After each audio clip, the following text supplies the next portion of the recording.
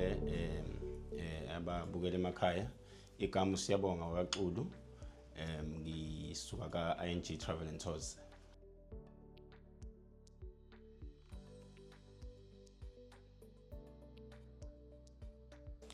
uSiyabonga uzalelwe endaweni yaseNdwedwe, endaweni ebizwa ngokuthiwa iseMontebello.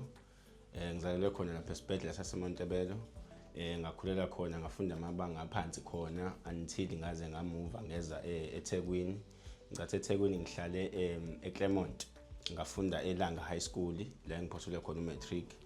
And then from there i-passion yami yokuthi mhlawumbe umuntu abeka tourism iqale from a high school ngenxa yokuthanda ukuba active nokunyakaza nje ukuhambela indawo.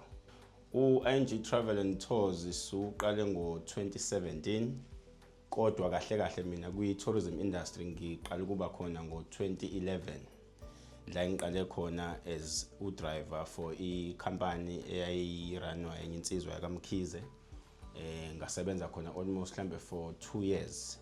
Itheme ivala leyo company ngase ngimuvele kwenye inkampani ekwakuyi-Meter Tax company.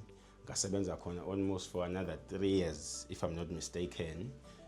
But ekusebenzeni kwami in between nokuba ne-passion ukuthanda tourism, ngangisebenza kodwa nganginayo lento engqondweni yami ukuthi one day I want to own my own company and do my own job. So ekusebenzeni kwami ziningi izinto engangiyifunda ngangiyithatha as information ukuthi uma sekufika isikhathi sokuthi ngivule yami ikhampani iziphi izinto okufanele ngiyisebenzise noma zibe izinto engangisiza ukutheni kube ibe i-success.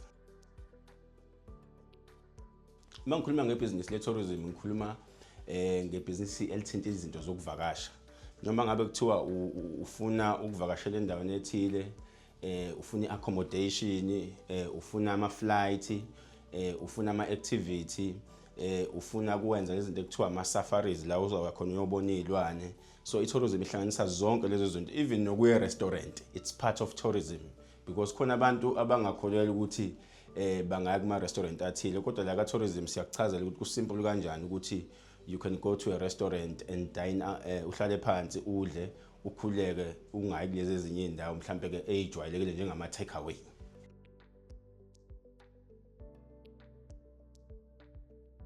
Umuntu kune company ayisebenzisa esasibiza ngokuthi Ingomusa Production. So from there because khona umsebenzi asuzama esayidini seminar ngoba sengifuna ukungena ka tourism, then I decided and I sit down with myself ukuthi I don't need a name ezoba nzima noma i-identify me as a black person only because the industry is very wide.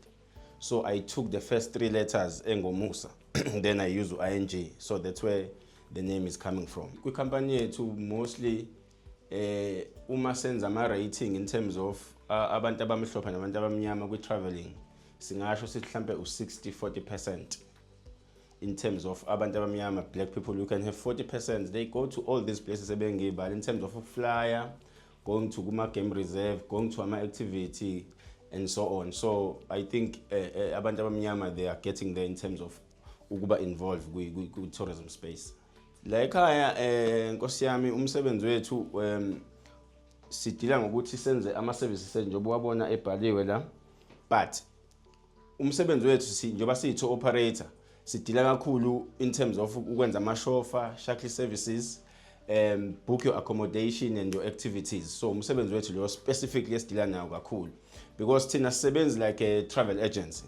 So we work more as a tour operator where we organize ama-trip akho. If you want to go to somewhere, thina siya-createla yonke itinerary yakho, sikubhukhele endaweni, transport futhi uma ufuna ukuthi udinga ukuthi transport uyiswe khona.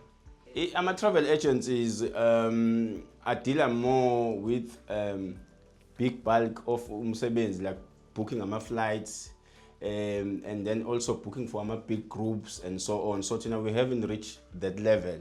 So as a tour operator umsebenzi wethu mostly, as we can see like KZN, we work with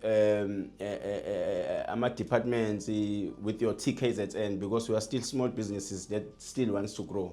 The travel agents level is very high, but it's something that we can also able to reach isikhathi siqhubeka, kodwa nje as a tour operator siphusha kakhulu i-local tourism.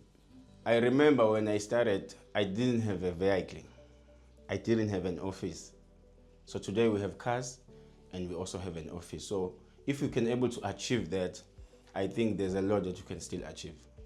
Ngibonge nje ne-team lesinayisebenza nayo, abantu aba-dedicated kakhulu. Ngicabanga ukuthi I remember those days, yabona uma usaqala ibhizinisi usebenza wedwa, uphendula ama-calls, ubhala ama-email, wena odrive abantu bakufonela. So with all that frustration, which is a process, but umuntu was able ukuthi adlule kuyona until aze aqashe i-staff esizokwazi ukuthi umsebenzi wethu ubambeke kahle futhi uhlonipheke.